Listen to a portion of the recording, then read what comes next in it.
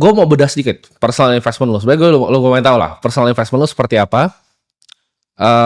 Lu pernah, ini coba gue jadi devil's advocate ya untuk gue tanya balik ya.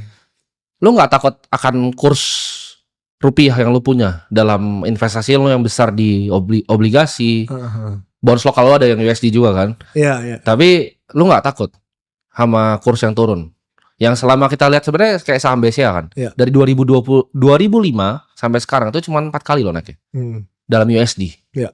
Rupiahnya memang naik 39,5 kali. Tapi USD itu cuma naik 4 kali. Basically orang yang beli BCA itu sama beli indeks S&P itu kekayaannya tuh kalah jauh sekali. Lu pernah ketakutan gak dengan itu? Lu udah kerja keras karena cash lu kan besar nih. Misal lu punya let's say misal 100 aja, uang dia jauh lebih banyak by the way. Tapi 100 M nih. Lu dapat bunga 5% itu. Padahal sebenarnya asli minus 7. Lu pernah kepikiran gitu? Apa sebenarnya, Pak? Aslinya tuh real rate lu bisa beli sama sesuatu aja, itu minus 7 bahkan. Lu minus 2 sebenarnya. Gimana? Lu ada concern itu atau nggak apa-apa? Yang penting gue nggak miskin gitu, nggak salah. Nggak. Oke. Kalau gue nggak punya kerjaan, nggak punya bisnis, gue cuma punya duit cash, gue pasti ada ketakutan itu.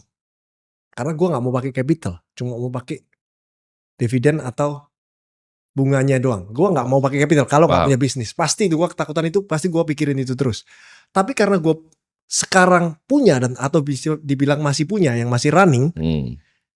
Kan pasti bisnis gue nggak mungkin untungnya cuma 7% dong. Karena gini, karena lu punya mesin uang yang luar biasa besar kan. Iya. Jadi sebenarnya style investasi lu ini nggak bisa diaplikasikan kan ke orang yang nggak punya mesinnya. Betul. Jadi anggapannya misalnya mesin gue itu menghasilkan dari asetnya mungkin 30% lah ya. Sedangkan tadi bilang inflasi dan lain-lain 7%. Ya masih jauh. 7% terus bunganya 5%, selisih gapnya 2%. 2% gue 30%, 30 potong 2 masih 28 gitu loh. Jadi nggak terlalu mikirin di sana daripada gue fokus bisnis terus gue mikirin investasinya di yang 12% setahun gitu kan. Itu kan gue harus awasin kalau 12% setahun sehingga gue gak bisa fokus di bisnis gue yang bisa 30%. Jadi mendingan gue investasi yang 6% aja. Oke, beli in USD jadi mungkin jadi 5 plus kursnya 1 tahun 2% jadi 7. Tapi gue masih gak terlalu ngecek setiap hari gitu loh. Gue fokusnya di bisnis gitu. Tapi kan itu quote on quote bisnis lo bisa secara pede grow 30% tahun ke tahun. Sampai nanti bisnis gue nggak bisa ada titiknya. Mudah-mudahan nggak ya. Ada titiknya nggak bisa. Ya udah gue fokus di investasi gue gitu.